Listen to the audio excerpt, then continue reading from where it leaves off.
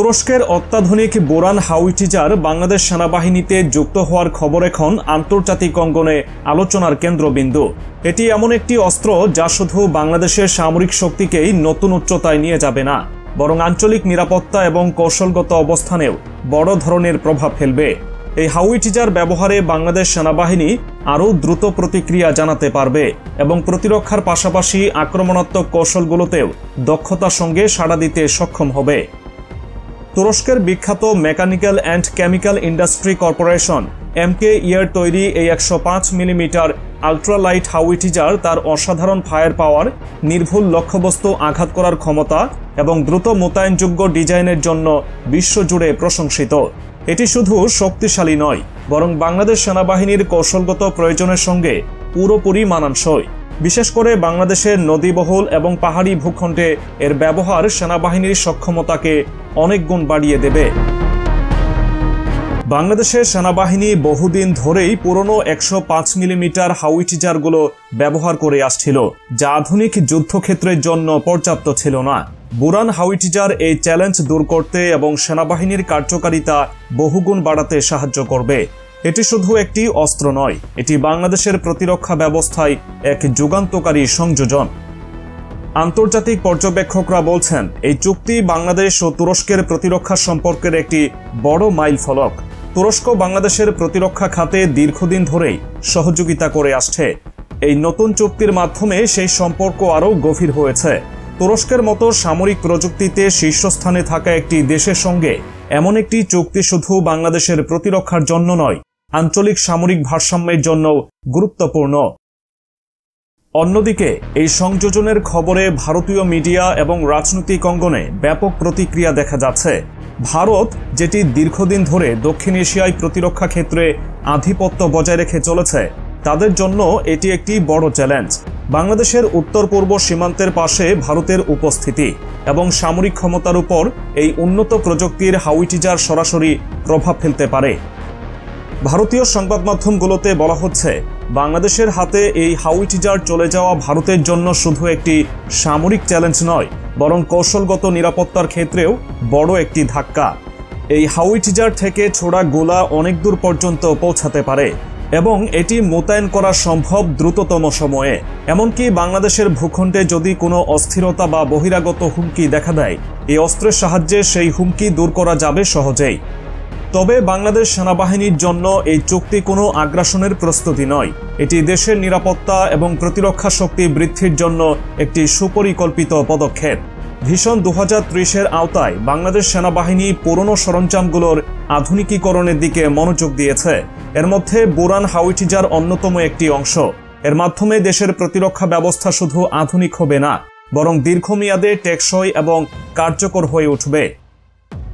তুরস্কের তৈরি এই হাউইটিজার শুধু উন্নত প্রযুক্তির উদাহরণ নয়, এটি একটি বাজেট বান্ধব সমাধানও। বাংলাদেশের মতো একটি উন্নয়নশীল দেশের জন্য এটি অত্যন্ত কার্যকরী, কারণ এটি খরচে সাশ্রয়ী হলেও দক্ষতায় বিশ্বমানের। বাংলাদেশের প্রতিরক্ষা খাতে এমন একটি সংযোজন দেশের সামগ্রিক সামরিক কৌশল এবং নিরাপত্তার জন্য আশীর্বাদ স্বরূপ। এই অস্ত্র যুক্ত হওয়ার ফলে বাংলাদেশ শুধু নিজেকে সুরক্ষিত করতে পারবে না, বরং আঞ্চলিক নিরাপত্তার ভারসাম্য নিশ্চিত করতে সক্ষম হবে। এই ধরনের অত্যাধুনিক অস্ত্রের সংযোজন আমাদের আত্মবিশ্বাস বাড়াবে এবং আঞ্চলিক প্রতিরক্ষা কাঠামোতেও একটি শক্তিশালী বার্তা প্রেরণ করবে। তুরস্কের বুরান হাউইটিজার যুক্ত হওয়ার এই ঘটনায় ভারতের উদ্বেগ শুধু সামরিক কারণে নয়, এর রাজনৈতিক এবং কৌশলগত দিকও গভীরভাবে জড়িত। ভারত দীর্ঘদিন ধরে দক্ষিণ এশিয়ায় নিজের প্রভাব বজায় রাখতে চেষ্টা করে আসছে, কিন্তু বাংলাদেশ, যা একসময় ভারতের সামরিক এবং কৌশলগত দৃষ্টিতে ছিল অপেক্ষাকৃত নির্ভরশীল, এখন সেই ধারা ভেঙে নিজস্ব শক্তি প্রদর্শনের দিকে এগিয়ে যাচ্ছে।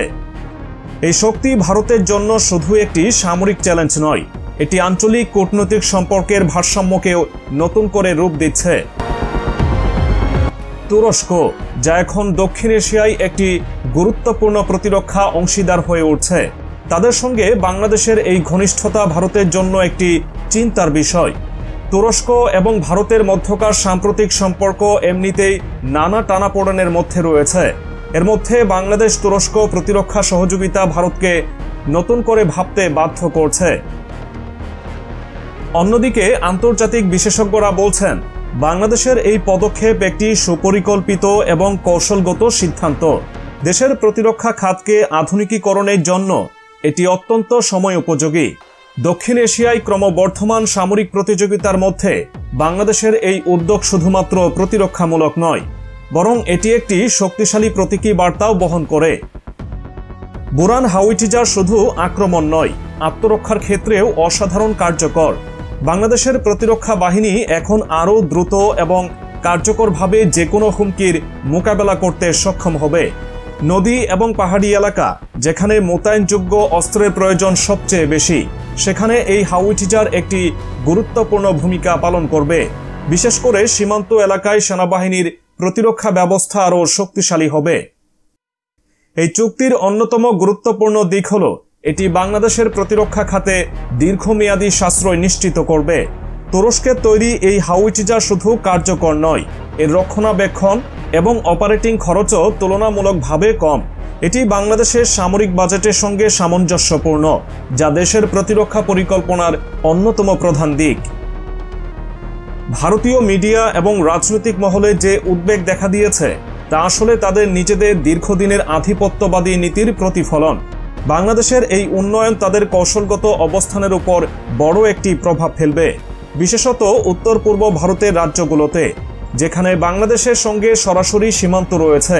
সেখানে এই উন্নত প্রযুক্তির অস্ত্র ভারতের জন্য নতুন করে নিরাপত্তার প্রশ্ন উত্থাপন করছে। তবে বাংলাদেশের এই উদ্যোগ কোনো আক্রমণাত্মক উদ্দেশ্য নিয়ে নয়, বরং এটি দেশের সুরক্ষা নিশ্চিত করার একটি অংশ। ইতিহাস আমাদের দেখিয়েছে, শক্তিশালী প্রতিরক্ষা ব্যবস্থা কেবল যুদ্ধ এড়াতেই সাহায্য করে না, বরং এটি শান্তি বজায় রাখার জন্য একটি গুরুত্বপূর্ণ শর্ত। বাংলাদেশের প্রতিরক্ষা খাতের এই অগ্রগতি আমাদের আত্মনির্ভরশীলতার প্রতীক। এই চুক্তি শুধু একটি অস্ত্র কেনার ঘটনা নয়, এটি আমাদের জাতীয় সুরক্ষার জন্য একটি মাইল ফলক। এটি আমাদের দেখায় আমরা কেবল প্রতিরক্ষা খাতে এগিয়ে যাচ্ছি না, বরং আমাদের কৌশলগত সম্পর্কগুলোকেও নতুন মাত্রায় উন্নীত করছি। বাংলাদেশের প্রতিরক্ষা খাতের এই উন্নয়ন আমাদের জাতীয় গৌরব। বুরান হাউইটিজার যুক্ত হওয়ার মাধ্যমে আমরা কেবল নিজেদের সুরক্ষা নিশ্চিত করছি না, বরং বিশ্বকে দেখিয়ে দিচ্ছি যে আমরা একটি আত্মমর্যাদাশীল জাতি। আমাদের সেনাবাহিনী শুধু আমাদের সুরক্ষা নয়, আমাদের স্বকীয়তাকেও রক্ষা করতে প্রতিজ্ঞাবদ্ধ। তুরস্কের সঙ্গে এই প্রতিরক্ষা সহযোগিতা ভবিষ্যতে আরও প্রসারিত হবে বলে আশা করা যায়। তুরস্কের সঙ্গে বাংলাদেশের প্রতিরক্ষা চুক্তি কেবল শুরু, এটি আরও বড় মাপের প্রযুক্তি এবং সহযোগিতার পথ খুলে দেবে।